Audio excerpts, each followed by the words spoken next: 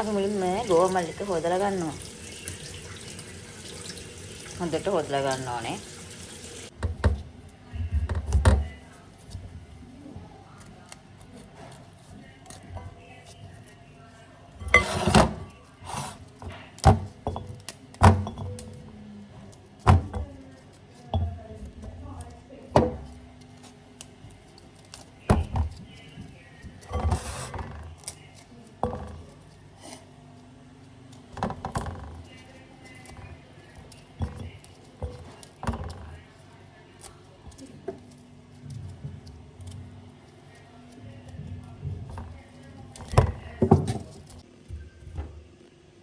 ගෝවම ලස්සනට තිබුණට මෙන්න මේ වගේ සත්තු ඉන්නවා. මෙන්න මේ වගේ පණුව වගේ ඉන්නවා. මෙහෙම.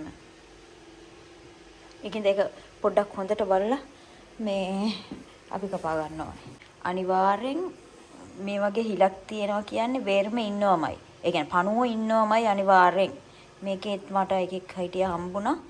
මේකින්ද අපි හොඳට මේ වගේ චූටියට තමයි මේ ගෝවමල් මේ කවල මේ විදිහට කපා ගන්න ඕනේ. අපි ඉතින් ලස්සනට තියෙන නිසා ඉතින් ඔහේ නිකන් සුදු පාට තියෙන නිසා කපලා දානවනේ මේ ගුහාවල් එක්ක තියෙන්නේ මේ.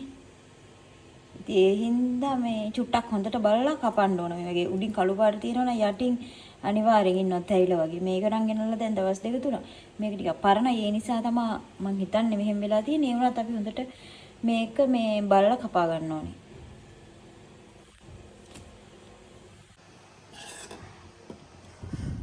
මං කපද්දි මෙන්න මේක විසික් කරනවා. මේ මෙච්චර කාලෙක මං කරේ නෑ. අද තමයි මමත් දැක්කේ මේ වගේ මේ අස්සෙවල් වල ගුහාවල් වගේ තියෙනවා. පණුවෝ ඉන්නවා මේ වගේ. ඒක නිසා අපි මේක බුද්ධා. මේක සුද්ධ කරලා ගත්තට පස්සේ පොඩ්ඩයි මම මේක ඉන්සලාඩා දෙකුයි පාස්තායි දෙකම හදන්න යන්නේ මේකෙන්. මේක මේ විදිහට අපි දා ගන්නවා.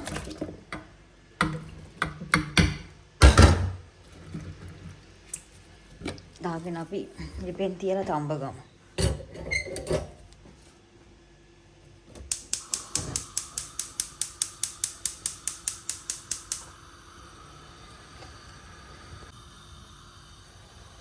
ලුණු ටිකක් දා ගන්නවා.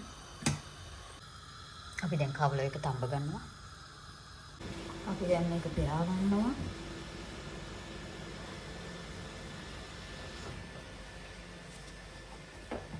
මේක බාල පෙරා ගමු.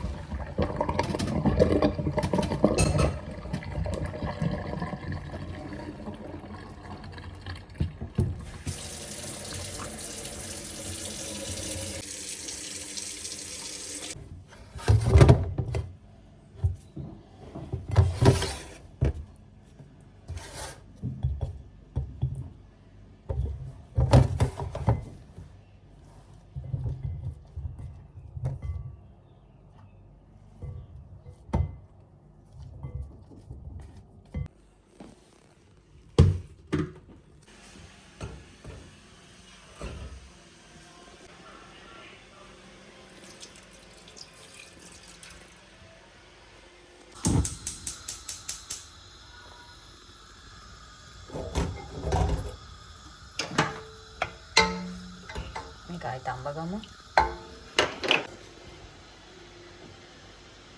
මේකට දාන හොටි වොයිට් ටික.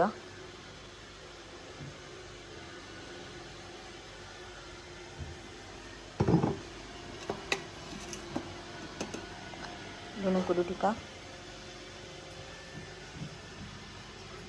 ඉතින් දෙහි ටික. කලවම් කරගන්නවා. ඉන්සලාත් එක හදලා ඉවරයි.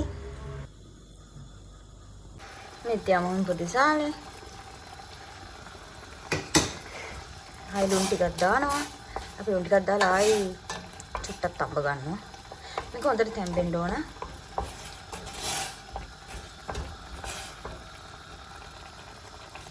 කවුල් ටික මෙන්න මේ විදිහට තැම්බෙන්න ඕනේ. තව ගොඩක් තැම්බෙන්න ඕන.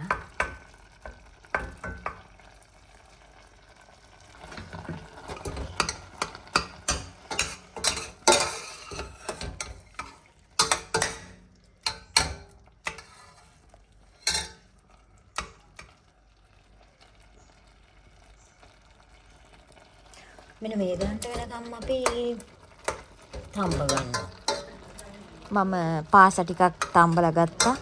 විනාඩි 8ක් විතර. මට ඒක වීඩියෝ කරගන්න බැරුව ගියා.